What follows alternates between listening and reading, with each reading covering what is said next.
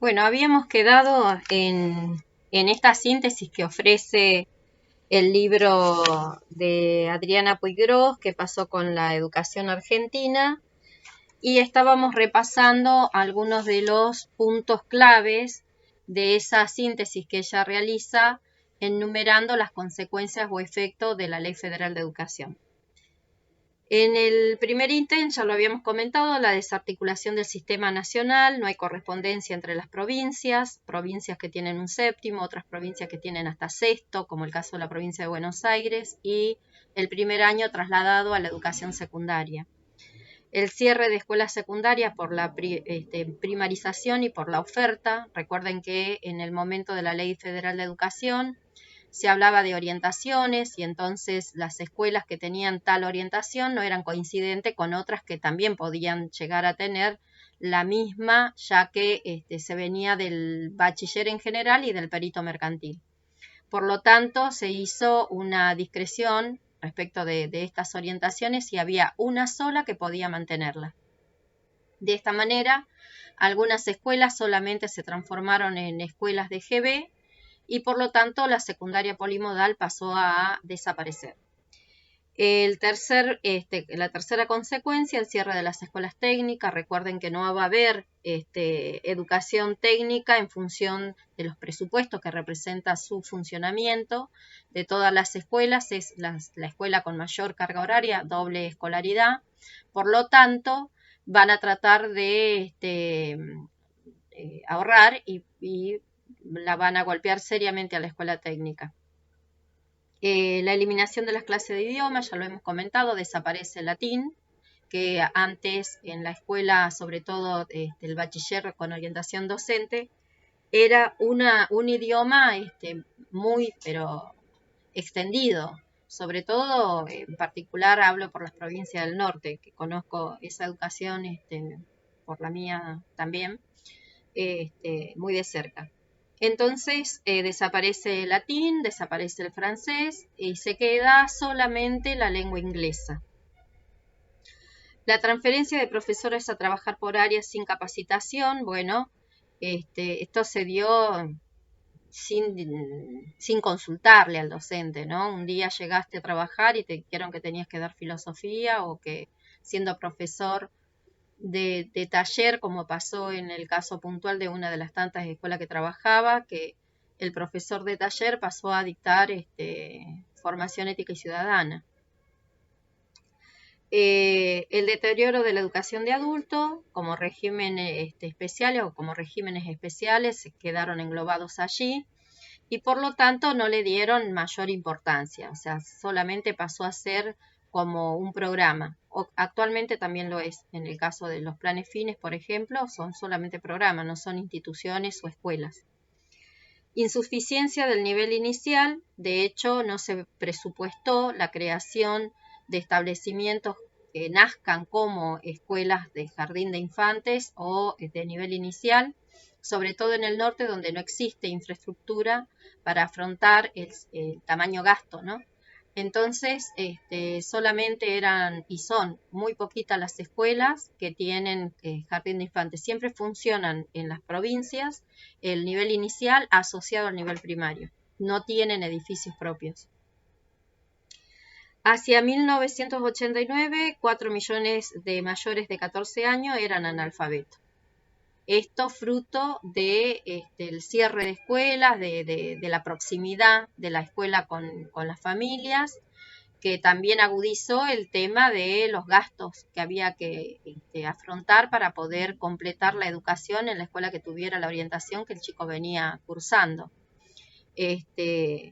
También produjo desde ya la distracción de parte del conjunto de los docentes que quedaron trabajando, más allá de aquellos que fueron despedidos. Al reducirse el recurso humano, bueno, el docente no pudo atender todo lo que se le demanda, ¿no? Hoy por hoy se nos demanda demasiado la asistencia a cada una de las familias y en particular a cada uno de los alumnos en cuanto a todas las áreas.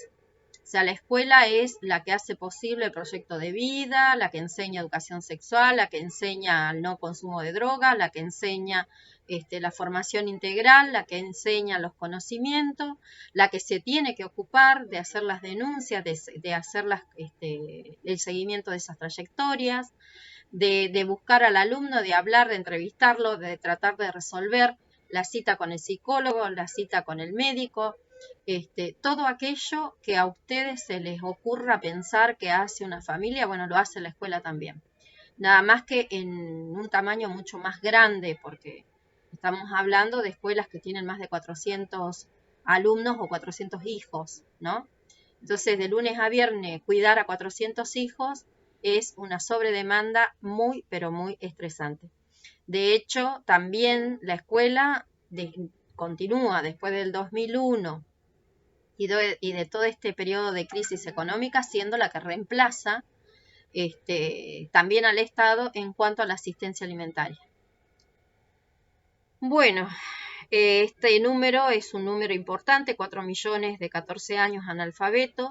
Hoy por hoy hablamos también de analfabetos funcionales, es decir, aquellos que no logran conocer la técnica, aquellos alumnos que cuando en esto de la pandemia me preguntan ¿y cómo escribo el mail? ¿Qué se pone en la palabra asunto? ¿Qué es eso de el CCO? ¿Qué va ahí? ¿Cómo se escribe? También da cuenta, digamos, esas consultas a las que estamos asistiendo todos los docentes, que hay un gran desconocimiento de eso básico que se representa como la alfabetización en TIC. Y ni qué hablar cuando nos consultan acerca de cómo encontrar la respuesta, esto que nosotros le llamamos con un verboide, que es el googlear la información de tal cosa. Bueno, tampoco saben muy a ciencia cierta cómo resolver todo lo que sea el acceso a la información. Saben resolver cómo entretenerse en las redes sociales, pero no cómo acceder al conocimiento. A mediados de 1990, la escuela se había convertido en un comedor y el ministerio se concentraba en las metas del Banco Mundial y del BID.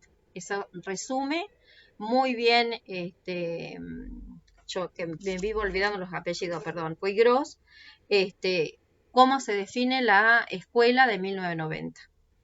En el 98, con el gobierno de la Alianza, la CETERA tuvo una fuerte presencia. Se brindan ciertas soluciones al problema salarial y la capacitación y la referencia del plan social educativo se pone en marcha. Esto durante la alianza en 1998, sobre todo el plan social de educación fue el que brindó un presupuesto muy, pero muy importante para que llegara material bibliográfico a todas las escuelas. Ya lo había hecho también la Ley Federal de Educación, esto de poner en marcha el Plan Federal o Plan Social de Educación. Y con la alianza se agudizaron, o sea, fueron también parte de negociados con algunas editoriales que, como el Grupo Clarín, siguieron vendiendo su material transformado en esta oportunidad en material bibliográfico para cada una de las escuelas. Así también se continuó durante la etapa kirchnerista. Siempre algunas editoriales son Tinta Fresca, por ejemplo, que le pertenece al Grupo Clarín, han sido beneficiadas, ¿no? Bueno, hay otras editoriales también involucradas dentro de este negociado. Cuando en 1999 asumieron el gobierno de la Rúa y Álvarez, nombraron como ministro de Educación a un gran colaborador de nada más y nada menos que del amigo amigo carnal de Menem, que fue Domingo Cavallo. Y acá sí que se vio nuevamente la continuidad de ese lineamiento que no había descansado, ¿no? En convertir a la educación en un bien social, es decir, en un producto comerciable o con esta mirada o esta impronta mercantilista. Y entonces así asume Juan Liach. Juan Liach era un economista muy preparado por el Banco Mundial y por el Banco Interamericano de Desarrollo y bajó a algo que se llamó el darwinismo social. que ustedes ya lo conocen también por otras materias, y que básicamente miraba la educación o el desarrollo de cada alumno como la habilidad cognitiva hereditaria. Y como era hereditaria, que ya nací es así, con esa información, con esa biblioteca y no se puede acrecentar, bueno, se justifica que no continúes estudiando o se justifique que te quedes fuera de la escuela. El Yach llevó a cabo este darwinismo social, la sobrevivencia o la supervivencia del más apto, sin precedentes y con el silencio avasallante de la CETERA, que es la confederación que debía haber enfrentado, digamos, este tipo de política. Hacia el año 2000 el Congreso aprobó el FONIT, el famoso Fondo Nacional de Incentivo Docente, esta suma en negro, que sirve y sirvió sobre todo en la discusión salarial con los gremios para que se acercara el sueldo de un docente, de un cargo testigo, al costo de la canasta familiar. En el caso de las provincias, donde estaban por debajo del costo de la canasta familiar, en la línea entre la de indigencia y la de pobreza, el FONIT fue duplicado o triplicado en sumas en negro. ¿Qué quiere decir en sumas en negro? Pues bien, no se hacen aportes jubilatorios, por ejemplo, y tampoco, por ende, le repercute en aquellos que cobran sus salarios de jubilados docentes. Esto hizo, a partir de esa dádiva que continúa hasta la fecha y que, por ejemplo, este año se puso como adelanto de 3 cuotas, y a eso le llamaron recomposición salarial, cuando debemos los docentes 3 cuotas que nos adelantaron, de 1.100 pesos, hizo que se levantara la capa blanca. Era muy amiga la dirigencia de la CETERA del gobierno de la Alianza, porque incluso fue Mari Sánchez diputada por el FREPASO, por ejemplo, en Frente del País Solidario, de donde se extrae o también surge, para que ustedes tengan la referencia, por ahí no están tan empapados de la política partidaria, Elisa Carrió, por ejemplo, ¿no? Bueno, Delitzsch dejó la creación del Instituto de Financiamiento Educativo, esa es su gran obra, y también el portal Educar, portal que interesante, o sea, siempre tiene un material bastante importante de todas las materias, incluso de cada una de las disciplinas, no solo pedagógico, sino también de actualización para los docentes, así que los invito, si no conocen el portal, a chusmetear. Ahora que estamos con esto de continuar estudiando o continuar aprendiendo, depende de si el programa es nacional o si es provincial, tiene bastantes links a las páginas del portal Educar. Y las propuestas también dejó de Liach, la propuesta de las escuelas charter y las voucher.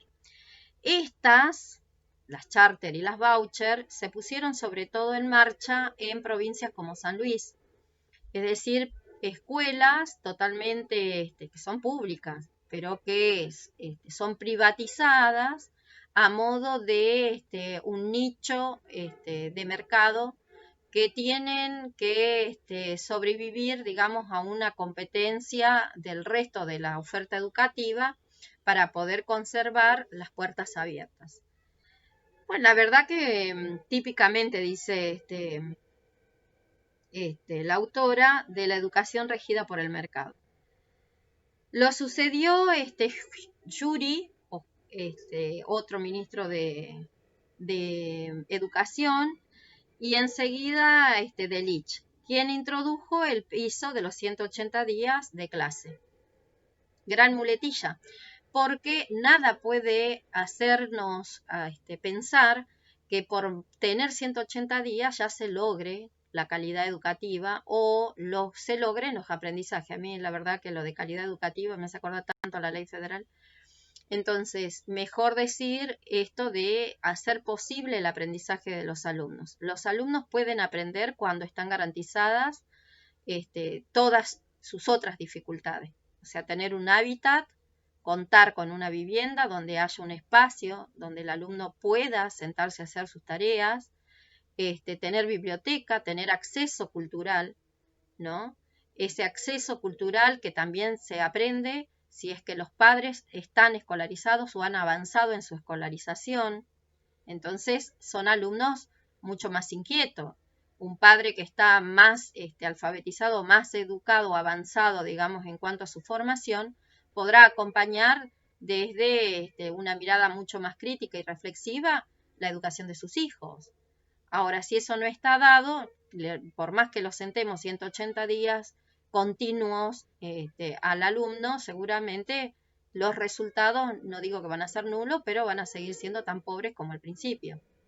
Entonces, para lo único que sirvió la ley de 180 días era para poder ilegalizar las huelgas, es decir, el derecho constitucional de hacer el reclamo. La situación post-2001, esto lo analiza en su bibliografía Guillermo Ruiz, la nueva reforma educativa, y bueno, y hace un comparado en el caso puntual de lo que está desarrollando. Está bueno la referencia a la descentralización educativa de los 90, que es muy parecido a lo que veíamos con el texto de anterior. Piensa en dos aspectos novedosos, los resume así: la estructura académica y los contenidos básicos comunes. Esto de la estructura académica, recuerden que se refiere sobre todo a los niveles de enseñanza, la duración de esos niveles de enseñanza, que en el caso de la Ley Federal de Educación, el nivel inicial fue obligatorio solamente en la sala de 5. No pudieron garantizarla en todas las provincias porque no había, como ya dijimos. En el caso de primaria, bueno, se hizo obligatoria en 6 años, o sea, primer ciclo, segundo ciclo y tercer ciclo. Si es que la primaria había absorbido el tercer ciclo o no, depende de eso, la cantidad de años, pero bueno, fue la única educación por la cual ellos propagandizaban, o el gobierno, digamos, propagandizaba que se había extendido la obligatoriedad. Entonces sumaban 9 años más uno de inicial y decían 10 años de obligatoriedad, que en realidad no fueron tal ni se pudieron demostrar.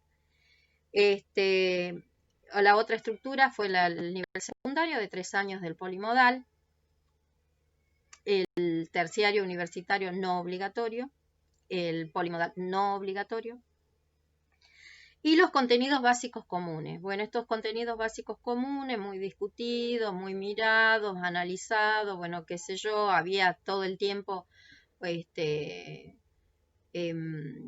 un momento, digamos, un encuentro de grandes capacitaciones o algunas encuentros y charlas y cuestionamientos acerca de cómo llevar a cabo esta enseñanza.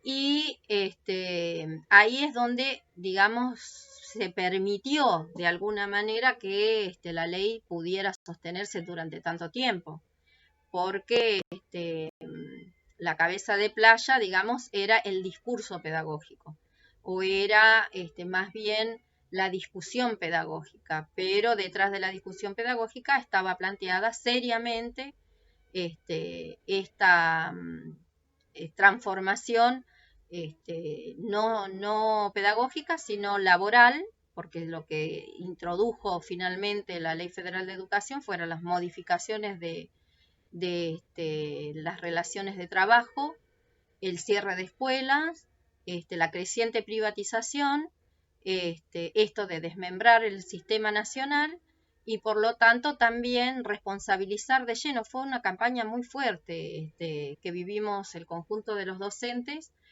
acerca de que estábamos plenamente cuestionados porque no sabíamos lo que hacíamos, porque, bueno, como se hizo con toda la privatización, ¿no? Una fuerte campaña de denostar a la escuela pública y a los docentes en particular. Fuimos un blanco central de toda la política que se desarrolló desde el menemismo hasta la fecha, porque no ha habido apertura de sesiones que no nos dediquen una que otro comentario, como si los docentes fuéramos los que hacemos la política educativa, ¿no? Como si los que los que realmente trazan los lineamientos, permitieran nuestras voces en eso que se desarrolla o se plasma después como transformación o reforma educativa o ley de educación. Bueno, las consecuencias que está marcando Guillermo Ruiz son la redefinición en la relación entre el Estado nacional y los federados, esto que tiene que ver con haber descentralizado y a partir de la descentralización, bueno, el Estado nacional reservarse la autoridad plena a través de ese nivel, ¿no? Ese canal que se había abierto, que es concertar todos los acuerdos con los ministros, como si los ministros de educación fueran la voz, ¿no es cierto?, autorizada del conjunto de la docencia. La otra consecuencia, una gran situación de designación y de descentralización del servicio educativo, sin garantías económicas ni criterios pedagógicos. Bueno, acá Ruiz ya lo dice claramente. También plantea la estructura académica en ese texto que recién les acabo de comentar. Y también hay un cuadro, una estadística que me pareció importante referir en particular, que es que en el 2005 la cobertura del Estado, que el Estado hacía, digamos, de los niveles educativos, qué porcentual de estudiantes cubría. La educación superior universitaria estaba cubierta en un 83,5%, era lo que más, digamos, completaba la estructura del sistema educativo. La educación básica en un 77,7%, la educación media en un 71%, el nivel inicial alcanzaba solo el 69,7% y la educación terciaria 53,9%. Asume Néstor Kirchner en el 2003 y se sanciona en el 2006 una nueva legislación, que es la nueva Ley de Educación Nacional, la creación del Instituto Nacional de Formación Docente. El Congreso de la Nación sancionó también lo primero que hizo en el 2005, entre las diferentes transformaciones, la Ley de Educación Técnica, que es una ley de educación, la 26.058, bastante cuestionable, porque es la primera vez que se le da tanta cantidad de intervención a las empresas privadas en cuanto a la definición de contenidos y de funcionamiento o de estructura dentro de las escuelas técnicas. Tanto con las prácticas profesionalizantes, como con las pasantías, como con el nombre que le quieran poner.